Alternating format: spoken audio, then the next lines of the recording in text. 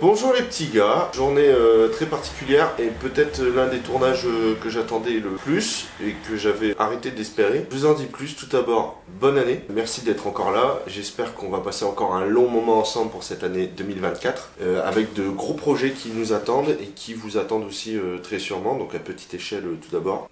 Enfin bref quoi, on a perdu Villebrequin les mecs. Il faut pas pleurer parce que ça s'est arrêté, il faut sourire parce que c'est arrivé. Non bref, bon. Sérieusement, qu'est-ce que je voulais dire? Merci pour tout, et c'est pas fini. Nous on est tout petits mais on s'arrête pas puisqu'on s'éclate. Aujourd'hui on va s'éclater encore plus parce que je suis à côté, non pas d'un véhicule militaire, parce qu'ici vous êtes donc sur une chaîne de véhicules militaires. Je suis à côté d'une BMW E36 Compact de 1996 qui n'a rien à voir avec le militaire. Pour le topic du jour, en gros, ça va être drift, histoire de la Seconde Guerre. On va lier automobile et Peter KDF. Et le nom Peter KDF. Alors, comment est-ce qu'on va faire notre pirouette? C'est très simple parce que inconsciemment, sans le vouloir, tout s'embrique de manière parfaite aujourd'hui. Maintenant qu'on regarde dans le rétro, le thème du coup de cette vidéo aujourd'hui, c'est KDF. Donc le Kraft Durch Freud. Bon, on est devant une voiture récente qui n'a rien à voir avec le militaire et donc KDF, c'est ça en fait ce que je voulais dire, c'est que je voulais expliquer aux gens avant qu'il y ait peut-être une polémique parce que ça aurait pu arriver. Peter KDF, donc pourquoi Peter? Parce que Peter Pan. Voilà, je me suis jamais considéré comme adulte ou du moins mature. Donc c'est pour ça que je me suis prénommé Peter, enfin mon pseudo c'est Peter. Et KDF, non pas pour Kraft Durch Freud, qui est en soi le centre aéré nazi, hein. Donc ça on va l'expliquer puisqu'on a une thématique historique. Et là on va commencer avec un petit peu de fun. KDF c'est surtout, moi à l'époque, parce que je connaissais pas le Kraft Durch Freud, donc le KDF, moi c'était KDF pour Keep Drifting Fun. Drifting, voiture, donc bah on va allier les deux et puis on va vous faire le topo juste après. Donc voilà, nous allons aller sur une route fermée pour pratiquer le drift et vous montrer comment ça fonctionne, parler un petit peu d'elle mais vraiment rapide parce qu'on n'est pas là pour ça. Et puis ensuite on va aborder le vif du sujet avec des faits historiques de la Seconde Guerre mondiale.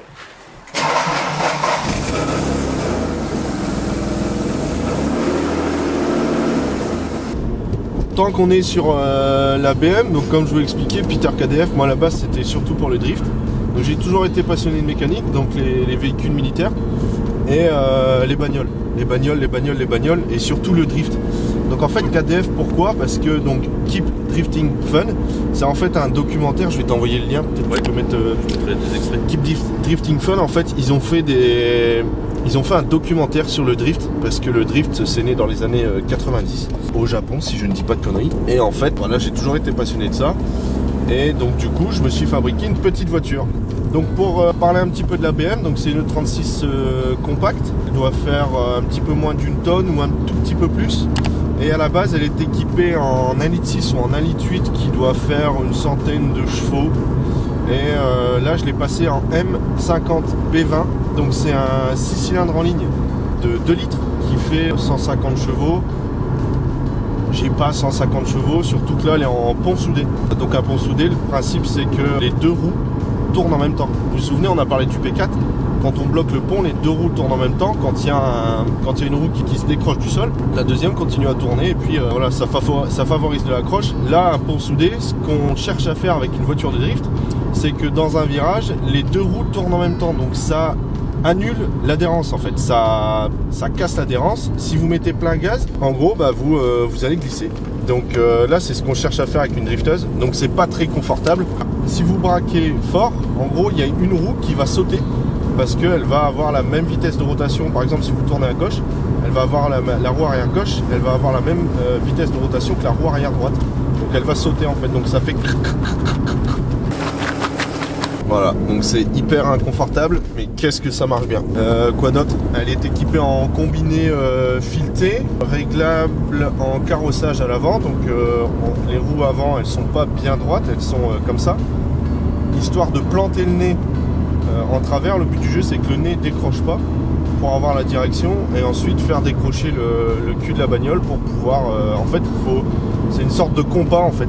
Le nez doit toujours rester accroché et le cul de la voiture va se balader un peu comme il veut. Donc voilà, là c'est vraiment le basique du basique. Après vous pouvez avoir frein à main hydraulique, vous pouvez mettre un turbo, vous pouvez faire n'importe quoi. Voilà, c'est une voiture qui est marrante, c'est tout quoi. J'ai pas cherché la performance, c'est simplement pour s'amuser un petit peu. Mais c'est très amusant. C'est très amusant. Ça risque de pas être très amusant pour toi après. Alors 6 cylindres, il rentre bien quand même. Hein. Ah ça j'aimerais bien. Ah là, le petit turbo là-dessus, ça serait pépite. Ouais, donc tant qu'on est dans le thème du drift, pour une fois, et je pense l'une des rares fois, deux façons de déclencher un travers, un drift, soit un coup d'embrayage, donc le clutch kick, histoire de décrocher les roues du bitume, soit au frein à main, ou sinon avec le poids de la voiture, vous jouez à l'équilibre, la voiture elle va partir en travers. Donc 2-3 possibilités. Moi j'aime bien le clutch kick, c'est doux, c'est léger, on peut contrôler jusqu'où on veut aller pour pas partir en tête à queue. Bah, je vais vous montrer ça immédiatement, hein, sur route fermée bien entendu.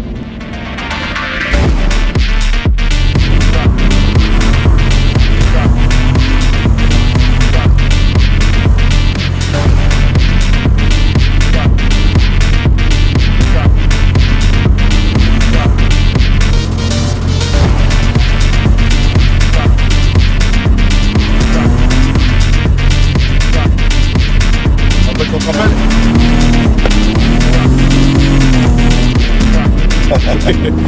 Bon voilà, ça me manque le drift. Je peux pas le faire sur route ouverte parce que c'est trop risqué quoi. Et là, on a du militaire, voilà. On y revient, hein, toujours. Voilà. KDF, Keep Drifting Fun. Donc là, on a la partie drift. Et puis maintenant, on va parler du vrai KDF. Enfin, le KDF beaucoup plus vieux. Qui est donc le Kraft Durchfreude. Qui est en gros... Alors c'est assez marrant parce qu'on s'amuse beaucoup en faisant tout ça. Hein, qui est en fait le centre aéré nazi. Hein, on peut dire nazi sur YouTube. Bon voilà. Donc c'est le centre aéré du Reich plutôt. Peut-être le centre aéré du Reich. Ouais, non, on peut l'utiliser. Donc voilà. On va vous expliquer un petit peu l'effet historique, la conception. Et puis surtout la KDF. Parce que KDF c'est aussi une voiture. Oui. Que tout le monde connaît. Mais pas sous le même nom. Allez, on va se mettre au chaud avec mon sapin de Noël. Allez. C'est pas le mien. Je dis que c'est le mien, je suis...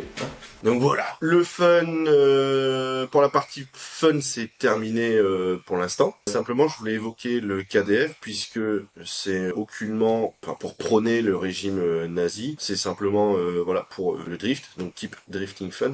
Là, aujourd'hui, ce qui m'intéresse, c'est d'allier mes deux passions, donc le drift, comme on vient de voir à l'instant, et maintenant parler du Kraft Durchfreude. La force par la joie en français. C'est une sorte de mouvement qui est associé au Deutsche Arbeitsfront, qui est le front allemand du travail. Et en pièce maîtresse, donc pour ce fameux KDF, vous avez un dénommé Robert Ley, qui va être donc une pièce maîtresse dans l'organisation et la gestion de ce centre aéré nazi, puisqu'en fait le but du jeu va être de poser des œillères sur la population, c'est-à-dire que vous allez avoir le travail, enfin pour une population il y a le travail, le loisir, il y a les obligations, comme aujourd'hui à notre époque tout le monde a des obligations. Et le but du régime nazi, ça va être en gros, très simplement, attention, ça va être de conserver des œillères sur la population allemande. Donc quand je parle de la population allemande, on est sur une dictature, donc on va englober toute la population allemande, c'est-à-dire dans les loisirs, dans le travail, la propagande, voilà, tout le mouvement doit imbiber et inonder toute cette nation qu'est l'Allemagne à cette époque. Et donc c'est pour ça que ce monsieur-là, Robert Ley, vous allez vous retrouver avec des agences de tourisme nazis, vous allez vous retrouver avec des centres de loisirs. Vous avez même encore ce monsieur Ley qui va fabriquer 2 bateaux, je crois, pour faire des croisières. Voilà. Donc vous allez avoir véritablement un système de réduction du champ de vision, comme une dictature en fait. Quand vous prenez la Corée ou des pays comme ça, où vous avez vraiment un réseau internet interne, pas d'accès à l'extérieur. Voilà. Là c'est pas tout à fait le même système, mais je veux dire, le but du jeu c'est de garder tout le monde bien en ligne, très sage, et que tout le monde soit d'accord avec l'idéologie du monsieur tout là-haut, avec sa petite moustache. Voilà. Ça, c'est les grandes lignes, c'est très vulgaire. Mais on va en arriver même du coup à la création d'une voiture phare qui deviendra du coup la Volkswagen, voiture du peuple, que je vais vous expliquer tout de suite, on va pas aller trop vite. Mais voilà, il y a toute cette démarche un petit peu du berger qui va conserver son troupeau bien en ligne pour le diriger exactement où il veut. Voilà. Donc, comme je vous le disais, le KDF dispose de paquebots, de navires de croisière. Et la particularité dans ces navires-là, pour ces croisières, c'est qu'en fait, il n'y aura pas d'étage. On peut voir le Titanic en fonction de la classe sociale. Ouais, en fonction de la classe sociale. En gros, tout va être mélangé. Et il faut savoir qu'à cette époque-là, il y a un petit peu l'obligation, même si on n'est pas trop d'accord avec ce qu'on pense, et ce qui est en place dans le pays, on n'a pas trop le choix. Et pour ne pas avoir de problème, il faut jouer un petit peu une comédie permanente pour ceux qui sont un petit peu réticents à ce système-là. Il va y avoir un système de notation, pas visuelle, je veux dire, mais en gros, si par exemple vous planquez des juifs dans votre maison, que votre voisin voit que vous agissez un petit peu de manière étrange, on va aller vous dénoncer. Là, c'est un petit peu le même concept. Et du coup, dans ces croisières-là, tout va être mélangé. Donc les classes sociales vont être mélangées. Vous allez avoir des activités. Donc on va, pendant ces activités là, au passage du coup, naturellement, puisque c'est systémique, les gens vont devoir prouver et vérifier que les autres, dans une activité ou dans on prenait des concerts, des ceci, des cela, le cœur de ces événements-là, c'est vraiment la nation, c'est le mouvement, c'est vraiment cette optique-là, c'est une dictature, voilà, c'est la nation avant tout, et donc on va devoir mesurer et puis partager, et puis ça sera celui qui sera peut-être le plus fan du nazisme, le plus fan du mouvement ou de tonton là tout là-haut. Tonton c'est un peu too much, de Monsieur Hitler tout là-haut. Et donc voilà, dans ce principe de collectivité, on va mesurer celui qui est le plus fervent défenseur du régime nazi. En fait, on va mettre tout le monde dans le même panier, tout le monde dans le même mouvement, les vilains petits canards, on va dire, on va vite voir qu'ils se mettent à part, qu'ils agissent différemment, machin. Donc le fait de pouvoir organiser un système de loisirs, d'encadrement du loisir d'ailleurs, c'est justement pour s'assurer que tous les moutons marchent bien dans la même direction, la direction que le gouvernement aura choisi au préalable. Voilà. Donc c'est vicieux, c'est très vicieux. On parle d'ailleurs de collectivité nationale, d'attitude et de respect des consignes dans ce système-là. La Cox, la coccinelle, Volkswagen, Ferdinand Porsche, ok, tout le monde. Vous avez donc, dans tout ce mécanisme de loisirs, de divertissement, les bateaux, les croisières, les concerts, l'entretien de la jeunesse, le dévouement pour la nation, quel plus bel emblème pour une nation qu'une automobile, la KDF Wagen. Ça, c'était bien. La KDF Wagen. C'est une coccinelle. Tout simplement. C'est une cox. Sauf qu'elle s'appelle la KDF. Et moi, à l'époque, quand je me suis fait un pseudo MSN Messenger, je savais pas ça. Voilà. Donc, je me suis retrouvé à faire du militaria avec un pseudo Kraft Durchfreud, le centre de loisirs nazi. Voilà. Et quand j'ai capté ça, je me suis dit, voilà, je vais avoir des emmerdes. Donc ouais, KDF Wagen, donc toujours pour Kraft Durchfreud, Wagen pour voiture. Volk, le peuple, Wagen, voiture du peuple, Volkswagen, voilà, pour ceux qui savaient pas encore. Et donc, nos petits nazis là, toujours dans cette démarche, la voiture, le loisir, le machin et tout ça, et pour fabriquer une voiture, il faut des ouvriers. Pour faire travailler des ouvriers, il faut des usines. Pour faire des usines, en général, il y a des villes. Vous avez des villes, les usines sont génératrices d'activité. Donc vous avez des villes, des villages qui vont se développer. Et là, qu'est-ce qu'ils vont faire? Ils vont mettre les deux bottes dedans, ils vont faire la KDF Stadt. Voilà, ils vont faire la ville KDF. Ils auront fait une ville. Donc la voiture, les bateaux, les loisirs, les machins, la ville, la voiture, ouais, ils ont tout mis. Tout. Donc toujours dans on est toujours dans cet idéal. On pense aux ouvriers qui ne gagnent pas des masses. Le KDF va générer des budgets, tout simplement, afin de permettre aux ouvriers fabriquant cette fameuse KDF Wagen de pouvoir s'offrir ce luxe de rouler en KDF Wagen. Sauf que on est toujours dans une dictature, il y a ce qu'on voit et puis ce qui se passe derrière, la partie de l'iceberg cachée. Ça va pas durer très longtemps, et puis de toute façon, il faut pas oublier qu'on est au début des années 30, milieu des années 30, et qu'il y a bientôt l'oncle Sam, les Brites, et puis va y avoir la bagarre, quoi. On arrive dans la Seconde Guerre mondiale tout doucement, donc les usines, on va pas s'amuser à faire des petites voitures, on va fabriquer des grosses machines de guerre. Voilà. Donc tout ça, tout ce qui est beau, magnifique, les paillettes aux yeux là, tac, ça dégage, on part faire la guerre. Voilà. Alors, la guerre ne va pas tout foutre en l'air, puisque cette organisation qui est le KDF, la population va s'en détacher tout doucement, parce que, comme je le dis toujours, on est dans une dictature, et dans une dictature, il y a ce qu'on voit, ce qu'on voit pas, et la population, elle n'est pas dupe. Donc, on va tout doucement décrocher de ce système. Les gens vont se désintéresser, ne vont plus aimer le KDF, qui est normalement la main de fer qui tient les populations en off, hors travail, au travail, enfin voilà. Donc on voit que ça a vite ses limites, que ça commence à flancher, les rouages sont pas bien graissés. Voilà, c'est pas la faute de la guerre, ça commence déjà à puer avant le début du conflit. Donc l'envers du décor, que ça soit d'un côté ou de l'autre, je vous parle des clients, pour ainsi dire, ou des utilisateurs et des générateurs, donc ceux qui font tourner les compagnies qui servent au KDF. Donc par exemple, on va prendre l'exemple d'une croisière. Ils vont faire un petit peu la gueule parce qu'il va falloir casser les prix. Donc ça va pas plaire à tout le monde. Et surtout, les usagers vont se rendre compte, le peuple va se rendre compte qu'il y a un décalage, comme je le disais juste avant. De toute façon, on connaît l'histoire. Il y a un décalage entre la réalité, enfin la propagande, parce que là on parle bien de propagande, et la réalité. Donc c'est pour ça que ça va tout doucement. Ce qu'il faut savoir, et ça je ne le savais pas, c'est qu'il y avait des agents de la Gestapo pour surveiller pendant les croisières. C'est-à-dire, je reste bloqué sur les croisières, mais c'est un petit peu original comme concept. Vous aviez clairement la Gestapo qui surveillait.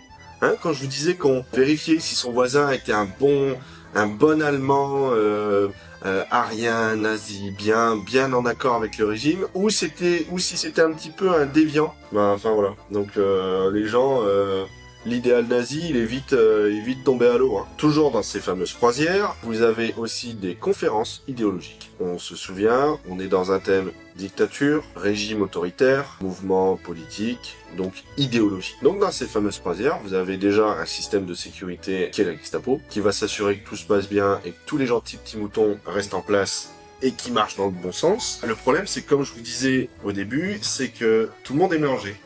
On a un idéal, tout le monde est mélangé, le monde est beau, tout va bien, sauf qu'en fait ça va vite dérailler puisque les gens ça va générer des tensions en fait, parce que vu que tout le monde va être mélangé, vous avez la classe ouvrière, vous avez tout le monde qui va se mélanger, donc il va y avoir des différences sur l'idéologie propre qu'est le nazisme, vous allez avoir des tentatives de rappel à l'ordre, enfin de sauvetage, parce qu'on jette toujours un petit peu de paillettes avant d'essayer de remettre dans le droit chemin, donc ces fameuses conférences idéologiques, ça ne marchera pas. Ça ne marchera pas parce que, malgré tout ça, donc la Gestapo, il y aura des problèmes moraux, on va dire, entre les femmes célibataires, les ouvriers sur ce fameux paquebot. Rappelez-vous, tout le monde est mélangé, donc ça ne marche pas. Donc ces fameuses conférences-là, c'est un petit peu la solution pour remettre tout le monde dans le droit chemin, attention, entre guillemets, ça ne marchera pas. Donc la Gestapo aura beaucoup de travail pour conserver cet idéal nazi, qui n'est pas si idéal que ça, d'ailleurs.